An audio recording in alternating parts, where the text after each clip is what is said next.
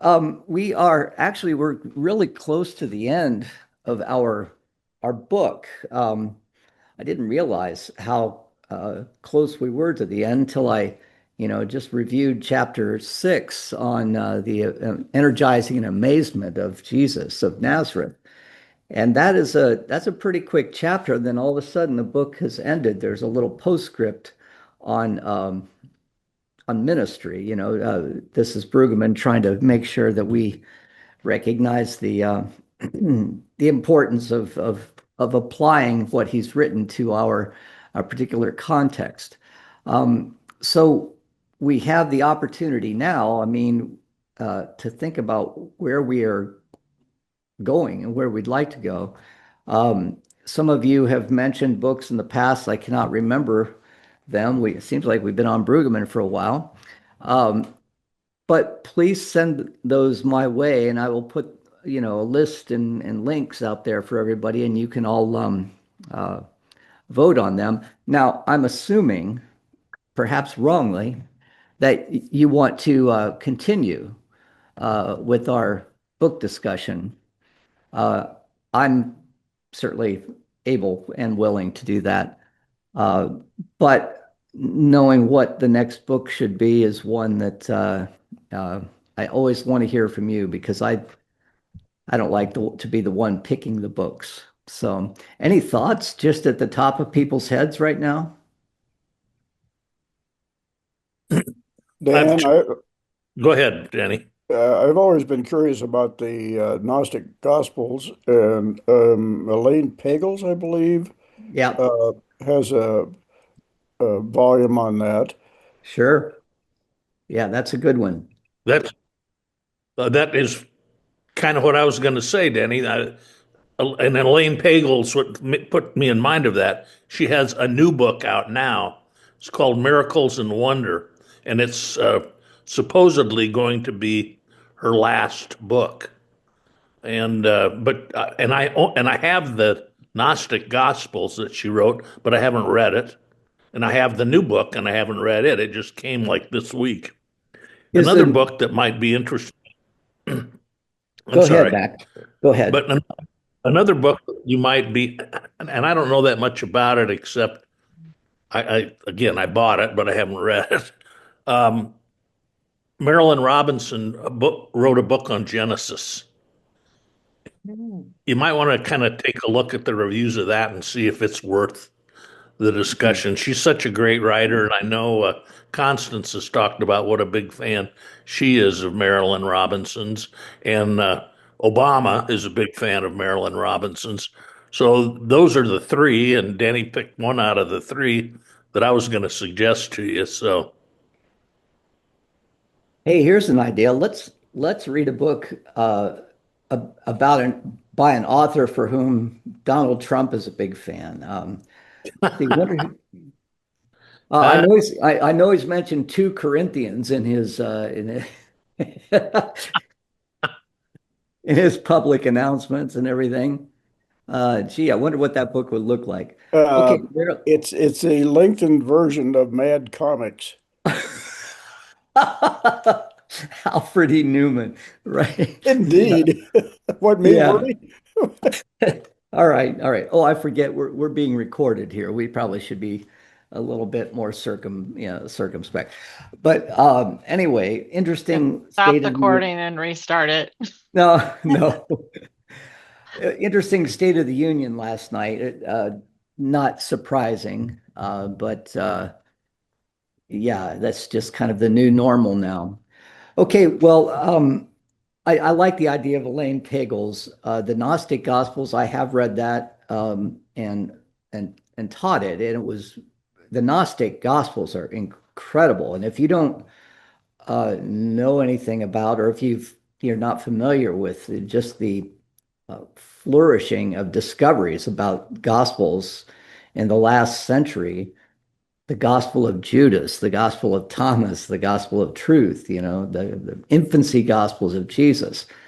They really help us to understand uh, the kind of, I guess, uh, the obstacles and the in place, of the second century people who were trying to understand what gospel should be read, and they eventually decided on Matthew, Mark, Luke, and John, but it's not like they were the only ones written, right?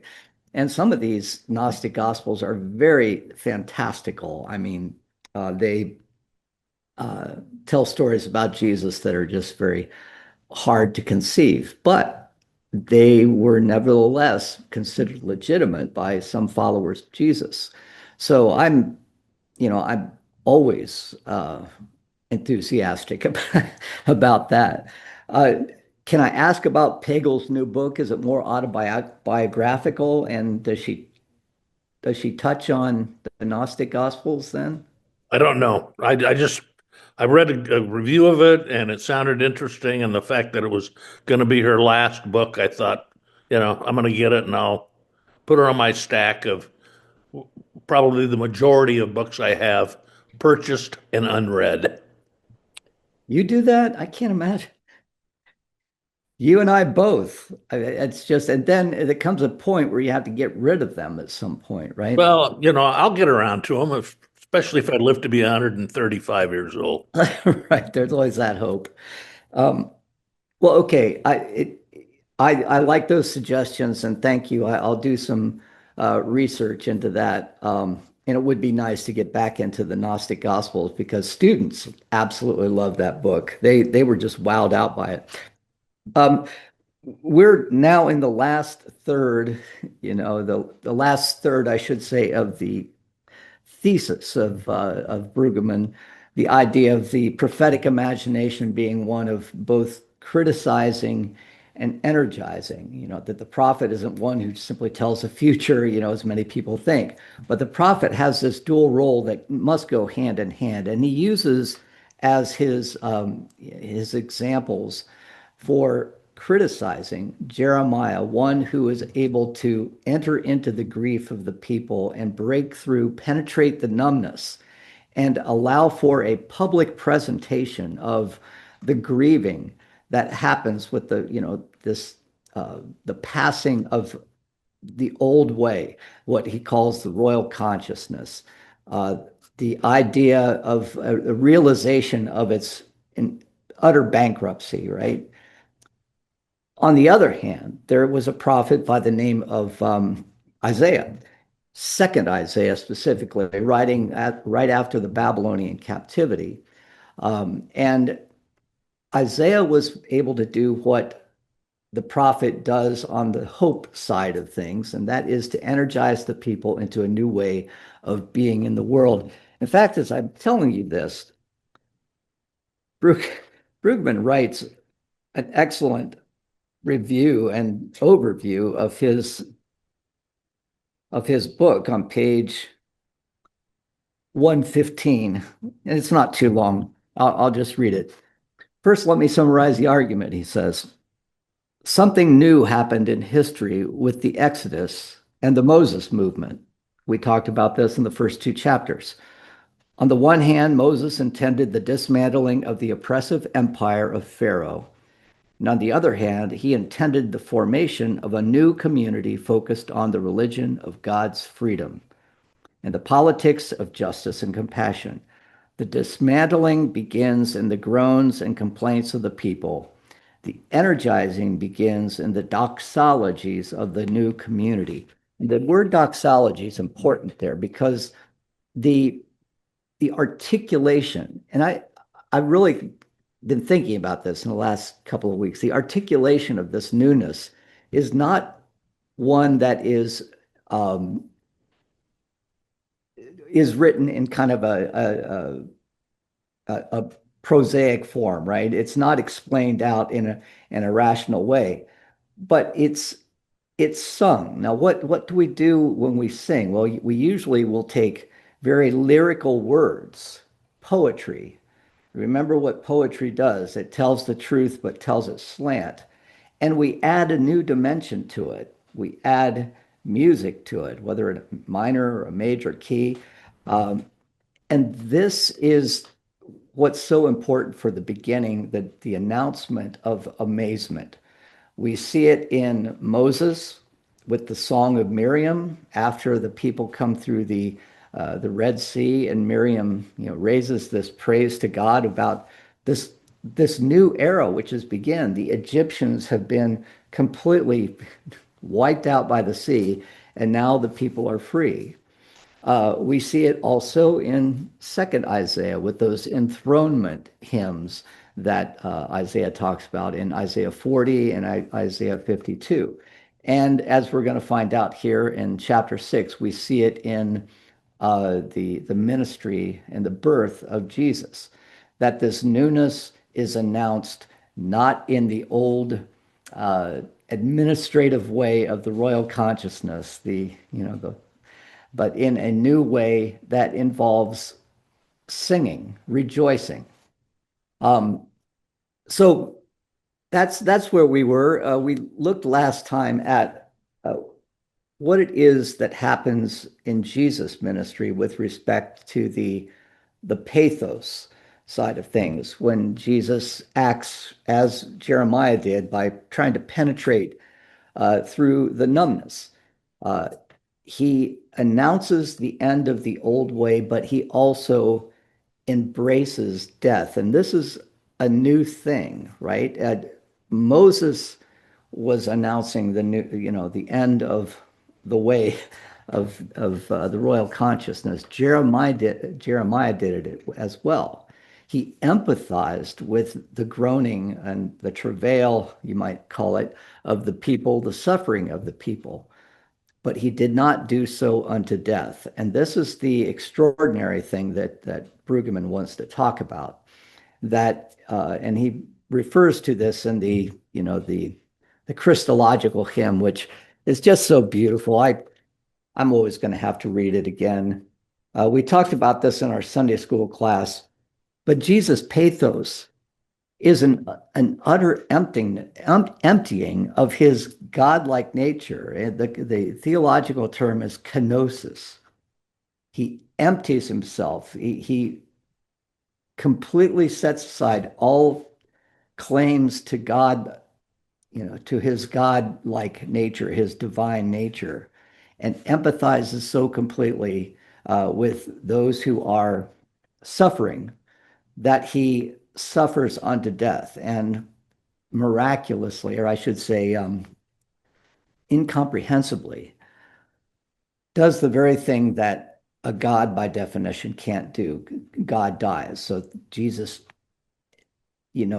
demonstrates this transition from, pathos to amazement through this incredibly unusual act of a God dying. Actually, I won't get into that. We do see examples of gods dying in the ancient Near East, and this may have had an influence, on this as well. But let's listen to that hymn again, because it's actually one of my favorite passages. It's from Paul, chapter 2, verses 5 through 11.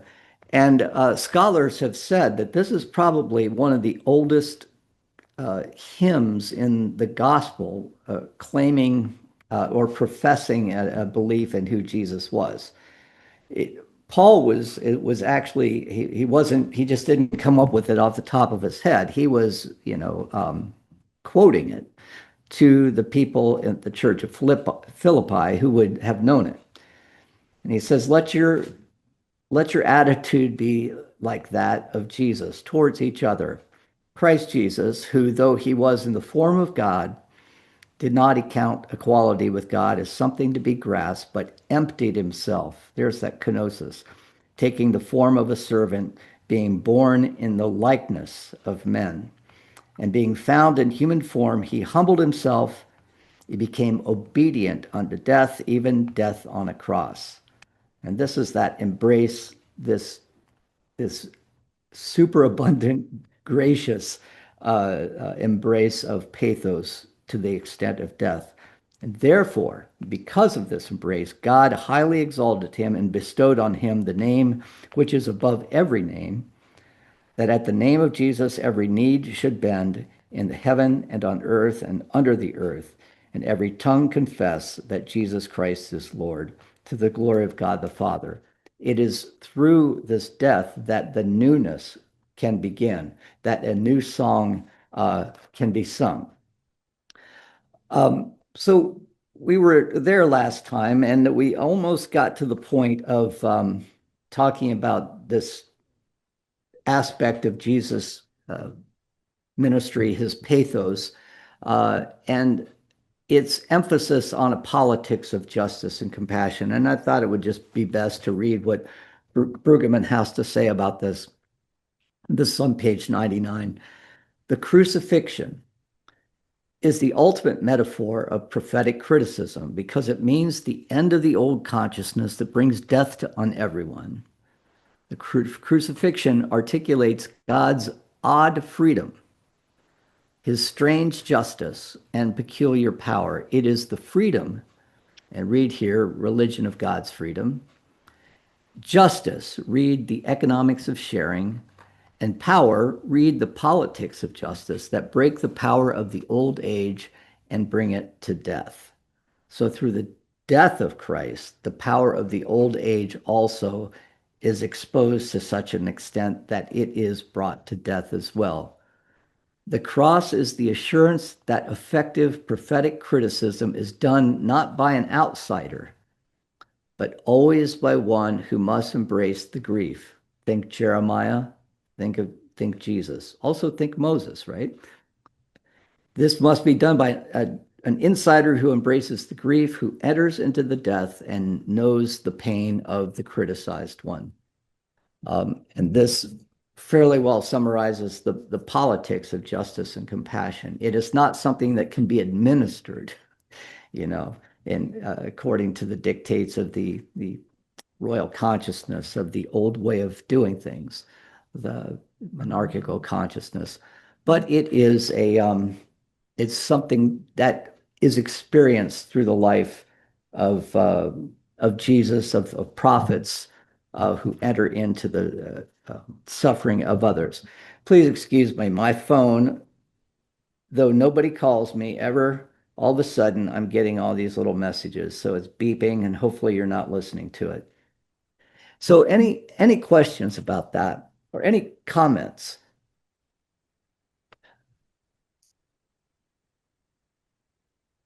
I have such a hard time, in the number of years that I've studied this, just embracing the crucifixion and how it is the crucifixion, this death of a man on the cross, an incomprehensibly painful and horrific death, brings about a newness in the world. It's not just, the metaphor of the death of winter into spring or something, very cyclical in this way. It's what Brueggemann calls an unextrapolated newness. This is not something that comes about, through human labor or through human thinking or anything. This is an incomprehensible newness that comes into the world. And I think the tradition has long emphasized this idea that this death was a sacrifice. And I think I'd like to emphasize here that this death was sacrificial, but it was not a sacrifice. And I hope you know what I mean by that, but if not, I've mentioned it before. Roman Catholic tradition has long believed that Jesus was this sacrifice to God in order to appease God's sense of justice and as well as to appease God's wrath, that this price needed to be paid, that God demanded some sort of sacrifice in order to make things right with the world. And this is where the Protestant tradition and the Roman Catholic tradition really part ways, because the sacrifice was not offered up to God, but the sacrifice was offered from God to human beings, right? This is precisely what we're talking about in the Philippians 2 passage, right? It is this willingness on God's part to enter into the pathos, into the suffering, into the experience of the marginalized, those who suffer at the hands of the dominant worldview, right? And out of that, uh, there is a new hope that's created. It's so difficult to try to explain this rationally, but imagine what it's like when, if you're a person who lives continually in the world. I think we're all like this, and you just feel like nobody gets you, right? Nobody understands you at all, and you're just marginalized by everyone, and through that, you're alone. You're suffering. You are completely on the limits of society. But then someone is able to empathize and to enter into your reality in a very self-sacrificial way, giving up his or her own concerns and his or own needs to experience what you're experiencing. And there is something that comes with that kind of empathy. And essentially, this is love, right? This is what happens when somebody loves you. That, you put away all pretense and just enter into the being with that other person. That, I think, is what we're talking about here, because we're going to make the transition from pathos to energizing, from criticizing to energizing. But the bridge between those two things is the crucifixion, is this pathos unto death that is unprecedented in what we see in the Hebrew scriptures. Moses didn't do it. Jeremiah didn't do it. It took God to be able to do it. And it's, as Kierkegaard said, he believes because it's absurd to believe. It almost takes a true leap of faith to see the logic of it. There is no logic to it. There's a strange logic, what Brueggemann calls the odd power of God, the peculiar power of God. And it doesn't play well in the world that we live in. We see this so clearly because, there are many evangelicals, Christian nationalists who want to claim, some sort of identity with Christ, but don't want to enter into that pathos at all. They don't want to enter into that odd, peculiar power of God that it requires an emptying, and therefore they don't get it. They're going to be left on the other side of the other side of the equation. This is why I think this crucifixion scene, whatever it is, not this particular one, but Jesus is crucified between two criminals, right? Two robbers, as they're referred to. And one of them just mocks Jesus, right? Who are you? Just makes fun of him, being sarcastic, as if somebody's got energy while they're dying, attain his death on the cross. You just can't give up the hatred, right? And then the other one, Dismas, as he's referred to traditionally, says to Jesus, I believe you are the Messiah. And Jesus says, I tell you truly, you will be with me in paradise today. This is what we're talking about here. We've got the old way of doing things, represented by the unrepentant thief. We've got the royal consciousness. We've got the community of domination, of power, represented by this one who resists and will not see the odd power, so to speak. But then there are others. I mean, even in that most hopeless situation, we'll not give up the clinging to the old way. But there are others in a hopeless situation who are going to do that because they have, they really have nothing else to hope for, right? And it's these people to whom Jesus is going to come in his ministry.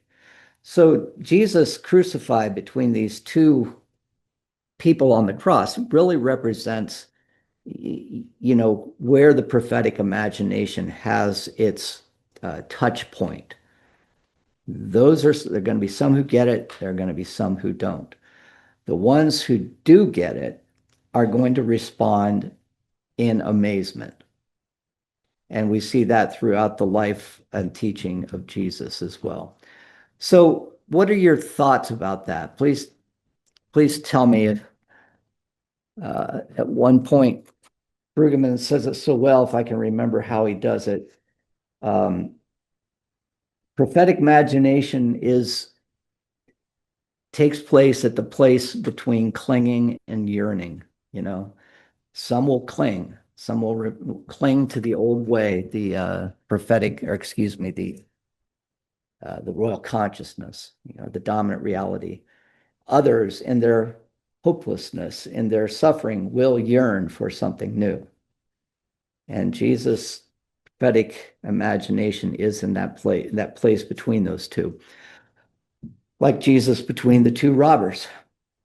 Comments?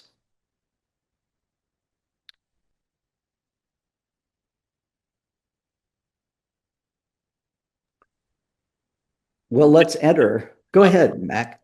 Yeah, my internet's not very reliable today for some reason, but this reminds me of prior readings that we had when we talk in terms of that sacrifice.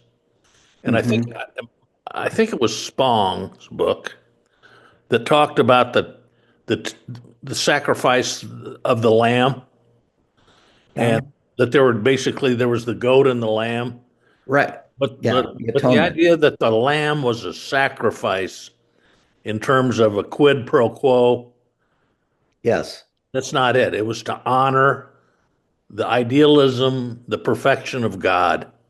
Yes. And I see that as consistent with what Brueggemann is talking about here. Do you? Yes. Yes. I mean, it's amazing you brought that up because remember, the goat is the one who is a sin offering, right? And the goat is not killed. The goat goes through all of the the whipping and the beating and the suffering. They tie ribbons to him and they beat him as he runs off into the desert, right? And that is the atonement sacrifice, but it's not a blood sacrifice to God. Uh, but yes, this is, I think, precisely what we're talking about. If you want to think about Jesus as any kind of sacrifice, it would be to honor the to honor the love that God has for the world. And Jesus is the Lamb. And every time I hear that, Jesus is the Lamb of God, I always try to put it in that Jewish context, whereas with the Day of Atonement, there were two sacrificial animals. One of them was for sin, the other was for purification, right? I mean, to purify the temple and come into the presence of God uh, whole and clean. Um, but the sin offering was never killed. The blood of the sin offering was never shed. In fact, Mac, I've been wanting to tell you, I've been reading this other book. I've gotten halfway through it and then kind of hit a spot, but it's called Temple Theology. And you and I have talked about this, and I know you have an interest in it. I'll send you a link to it because it has a really interesting thesis that it's arguing. And that is that the early Christian church and the early disciples were trying to, um, they felt that the Second Temple uh, complex and the cultic apparatus of the Second Temple was completely corrupt, and they were trying to return to a First Temple way of worshiping God. So it was still a temple theology, but it was, trying to get back to the original way of doing things. But I think it's something that, given what you just said, you can add that to your list of books that you you won't read. So, well, this crucifixion, this suffering unto death, and of course, resurrection, which is the symbolism of the new way of enabling a new beginning, does just that. Whereas Jeremiah the prophet was able to penetrate the numbness, and give public expression to the grief, Jesus does the same thing in his life and ministry. Remember, second Isaiah was able to penetrate the despair of the people living in Babylon during the Babylonian captivity and present a new type of hope. And Brueggemann says something really interesting here. It's not optimism, it's hope. And I wondered what you think about what is the difference between optimism and hope? I've got some thoughts on it, but I don't always need to be talking here. Oh, and I'm trying to find it. Oh, it's on page 101. Let me just read here. As Jeremiah presented grief as the ultimate criticism, so second Isaiah brought Israel to a sense of a new historical beginning by the action of God in God's sovereign and gracious freedom. If we are to understand prophetic energizing, we must see that its characteristic idiom is hope, not optimism. The point of this idiom is to permit the community to engage in amazement that will not be prevented by the despair of the community for whom everything has collapsed. He doesn't really explain what he means. Think about this. What's the difference? Because in church every Sunday, Greg gets up there, or Damon, we affirm that we are a community of hope, and you will always hear a message of hope at First Presbyterian Church. Optimism, what's the difference there? Anyone take a shot at it?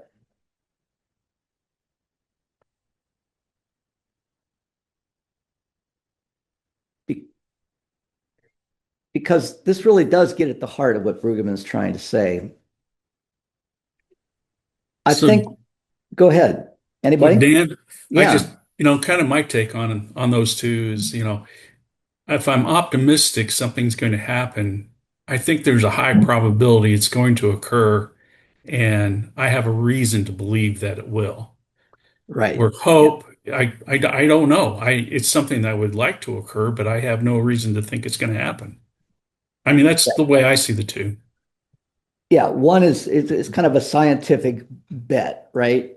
I'm looking at all the I'm looking at all the factors that are going into this, and they seem to suggest that if all things work as planned, then this is the result that I'll see. So I'm optimistic about that. So we can be optimistic about, well, this is difficult in this particular situation, our particular context, that optimistic that the economy will get better, right? We can see with the right Keynesian economic approach to things, where we try to redistribute the high incomes to the lower classes.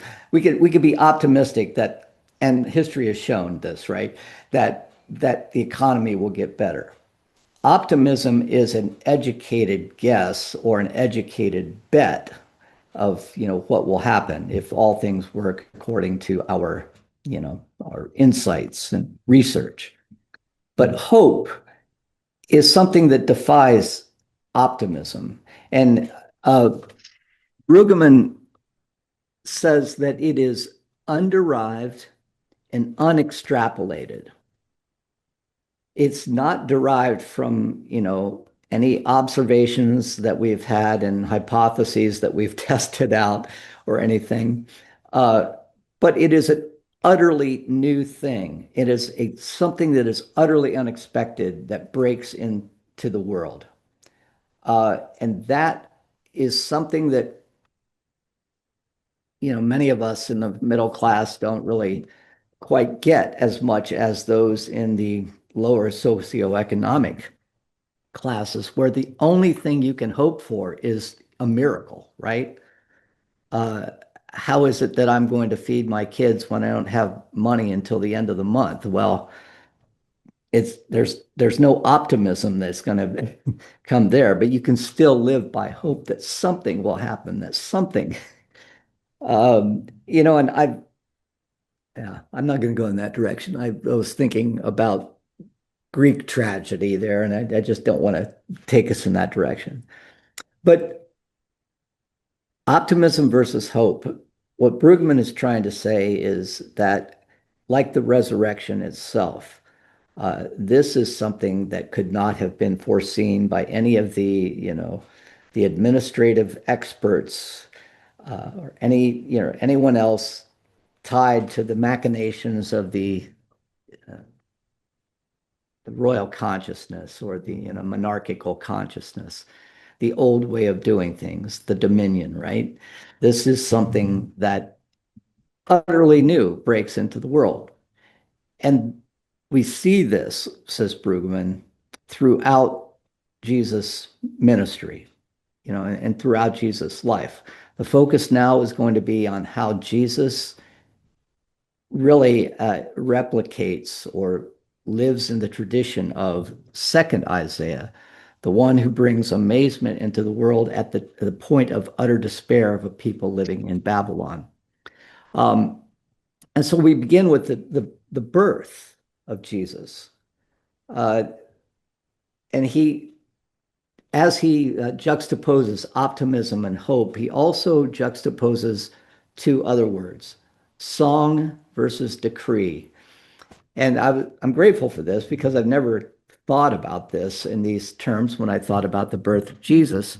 But you know the context, right? That the monarchical folks, Herod, sends out a decree, and of course this comes from Rome as well. All of the administrative structure of the world that runs it sends out this decree because they have to count people. We need to know, we need to make sure our numbers add up. So that is representation in the story of this overwhelming dominant power over against which poor Jews living in Judea or in Samaria or in Galilee had to deal with. And over against that, you have angels who break into the world as well. And they sing glory to God in the highest, right? They sing a new song. It's not a decree. It's not a very rationalized kind of pronouncement, that you would expect from Caesar. This is something that puts us in mind of those enthronement hymns that we saw in Isaiah. For example, in Isaiah 40, verses 9 through 10, get you up. Remember when we were talking about how Isaiah was going to place God back on the throne, but it was going to be a new throne, right? It wasn't going to be just the throne in the temple. The temple was gone, but this was going to be a God who rested and who sat on the throne of creation itself, expanding our understanding of who God is. Get you up to a high mountain, O Zion, herald of good tidings.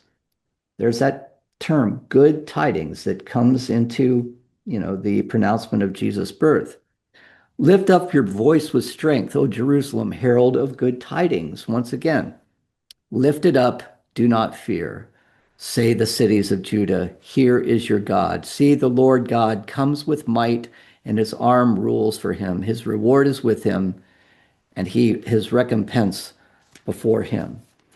And also, and we talked about these earlier, but verse 7 of Isaiah 52, how beautiful upon the mountains are the feet of the messengers of those who announce peace, who brings good news, who announces salvation, who says to Zion, your God reigns. Now, this is wonderful to think about this in the context of what the angels are doing to those receiving the message. And it's not Herod, and it's not Caesar, And it's not even the Jewish priests in the temple, but it is the marginalized, the shepherds. You probably have heard the criticism or the interpretation of how it is that the shepherds are really representatives of the lowest of the low, right? They're Jews. They are they can't abide by any kind of purification, you know, rituals whatsoever. They've basically lived dirty lives with animals, you know. Worshiping God with dirty hands is something that they would naturally do. And so the argument goes, and I've heard that there are people who disagree with this, but the argument goes that they would have been looked down upon even by their fellow marginalized Jews, right? These are the truck drivers of our society, right? That kind of live in their trucks and eat at truck stops and live these lives that none of us can really imagine, or at least I can't. Um, but it's to these people the new message of hope comes. And it's a message of Jubilee. We see this in Luke chapter 4 when Jesus announces his ministry, a release of captives, a giving of sight to the blind, and an announcement of the acceptable year of the Lord. This is the new thing that is happening, not as something derived from policies that have come from either Romans or Jews. It's not something that is extrapolated from the thinking of the powers that be, but it's an utterly new thing breaking into the world. And it's going to be received first and almost exclusively by the victims of the old order. Uh, and so even now we all remember, right? You probably noticed that Brueggemann does a lot with Luke. Luke's approach to understanding Jesus in his gospel really supports what Brueggemann is trying to say about this new order of things. So I'd say 3 out of every 4 references to the Gospels are Lucan Gospels. We don't see this kind of emphasis on the poor and the marginalized to quite the same extent in Mark, Matthew, and John. So there's a lot about Luke that really supports this dichotomy of the haves and the have-nots, and God being on the side of those suffering and those who are utterly marginalized in society. Any thoughts or comments on that? Dan, Yeah. with the emergence of the new order, did the status of the shepherds really change that much? Danny, why can I always count on you to ask those questions? You know, it's, I have no way of, I don't know how we would know. Because first of all, the shepherds, if they make any, if they have any place in history whatsoever, it's here. These are the people for whom histories are not being written, right? They're completely excluded and no one cares about history. So I don't know how we would know about this. But the the texts of the first century, if we're going to count the Gospels as these texts, seem to suggest that they would have been given a new kind of status because there's no longer, as Paul says, no longer Jew nor Greek, slave nor free, male and female. But can I prove that? No, I can't. And I think if I were to extrapolate, if I can use that word, as I think you do, if you're extrapolating in your head right now, are probably going to say, no, nothing changed for them, right? I would put it another way. Did shepherds cease to be shepherds and become something else? And probably the answer is no. Say more about become something else. What do you mean? Um, Move into a, with more freedom. Shepherds, in some ways, imply that they're working on the margins, with their sheep. And if their status does not change in terms of recognition that they are productive, contributing members of Jewish society, has anything really changed? Yeah, and I don't know how we would answer that question, but I doubt that anything changed for them. Just as if it had, then we could probably say that we should have no shepherds today because it would have perpetuated itself on into history, wouldn't it? I mean, we have shepherds, quote unquote, today, because this message of newness hasn't really settled in as well as it should. I don't know, Denny. I mean, you always ask the hard questions.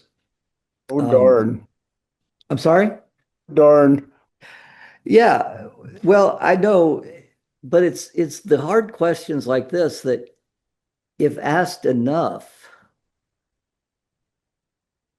I, I just know I have friends, most of my friends, who absolutely want nothing to do with the church because they see it as nothing but, pie in the sky idealism that has no real effect in the world. Now, I don't think you see it that way because you wouldn't spend that much time in the mission committee and things like that. But Exactly. but but you still acknowledge that nothing really monumental happened, as evidenced by the fact that nobody was really writing any history about it at the time. Everything that was written comes 100 years later, right? Um, Yeah, so I think in some ways they were elevated because they were chosen to go to the manger and and meet the Christ child. But then yeah, they returned home and they told their friends, but they're still in that same socioeconomical group that's the marginalized. So yeah, they were maybe elevated for like a day or two, then it went away and they're just shepherds again. yeah. So what do we do with this, Denny? I'll come back to you.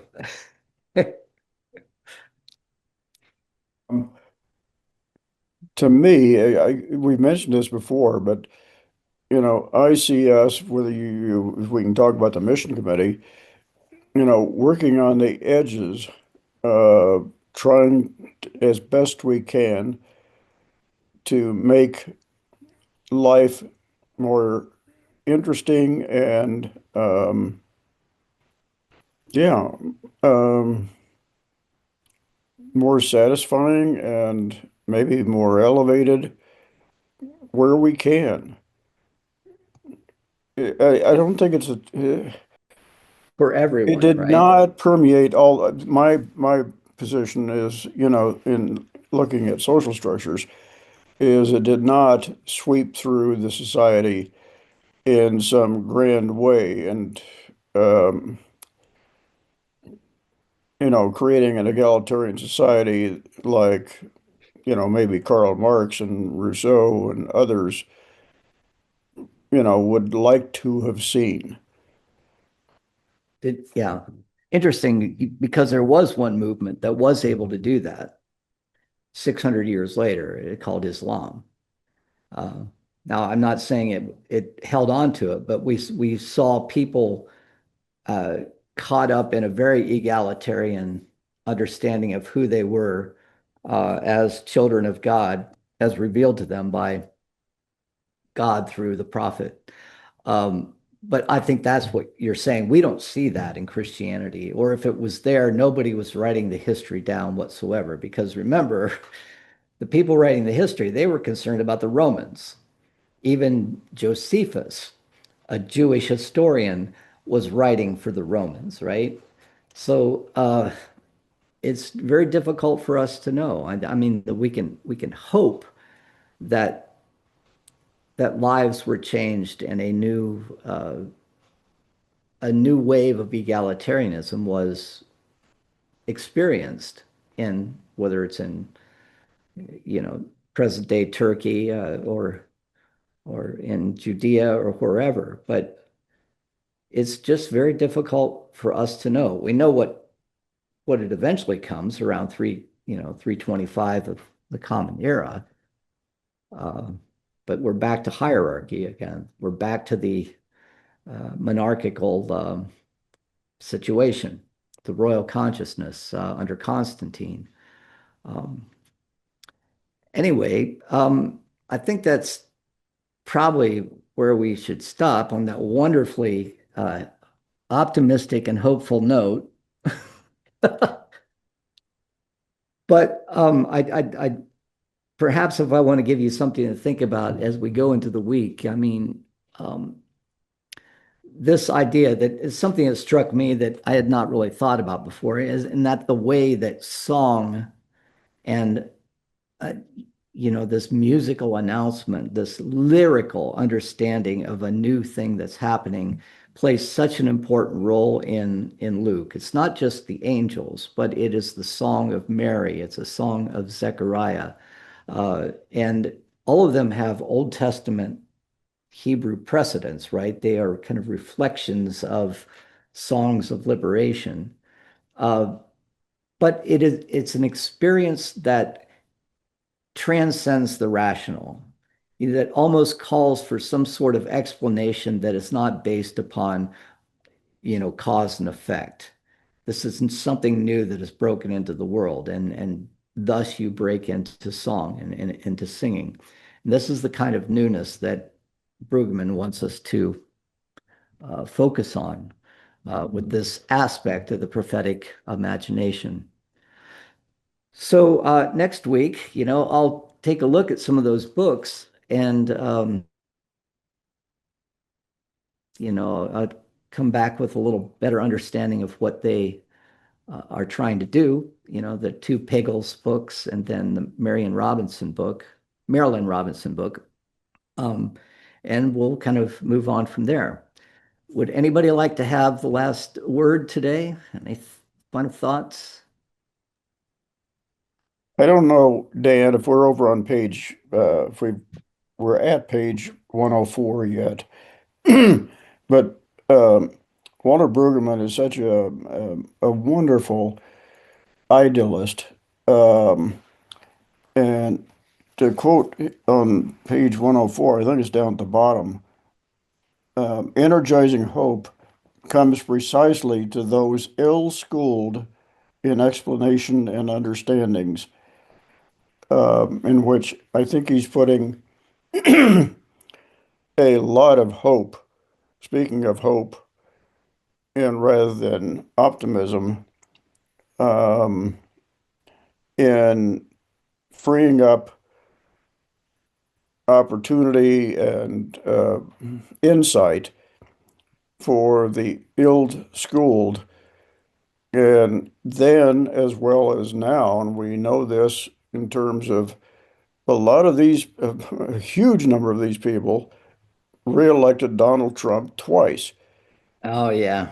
And I'm just saying that, the if we're looking for hope that the oppressed masses, the disappointed, are going to spring forth in progressive Christianity,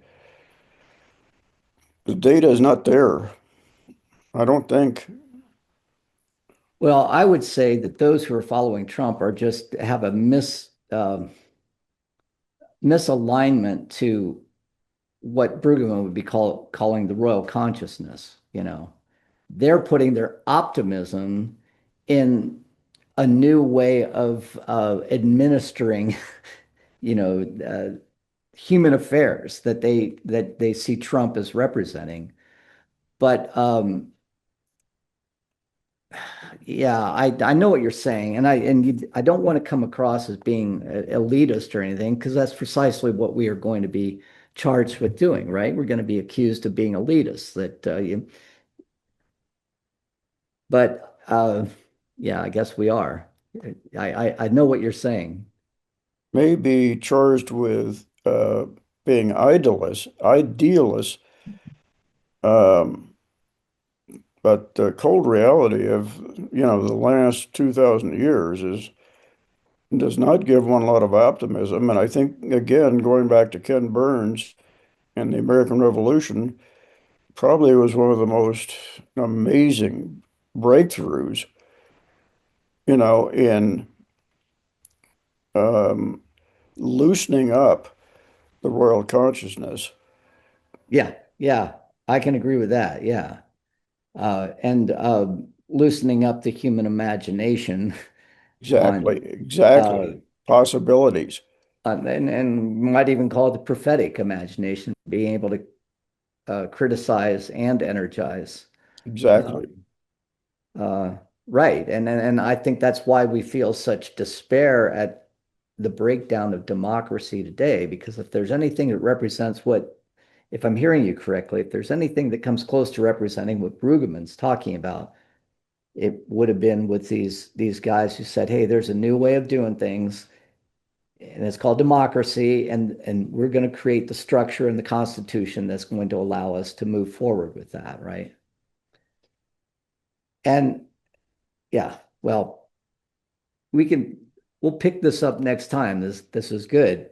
Um, it gives me a lot to think about. So, should the alternative community let's think about this. Should the alternative community have a constitution with articles and uh, ratifications and all those things that go into a constitution? Or should they have a book of poetry, you know, a book of idealized thought, you might say? And I think that's kind of what we're talking about in many ways here.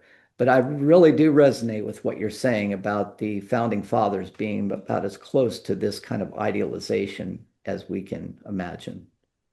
Yeah. Um, but anyway, everyone, thank you. And next week we are actually right at page 104, Denny. So when we come back next time, I foresee finishing this book, and then we'll probably think about what the next book would be. Um, Either one of those Pagel's books is probably going to get into the Gnostic Gospels, because that's just who she was, who she is. I should Yeah. speak about her in the present tense. Um, but then, that's okay. It'll be a nice switch from the Old Testament to the New Testament. So I will see you all later, and I'll stop the share here so we can all say goodbye. Thank you. Yeah. All Thanks, right. Dan. Bye.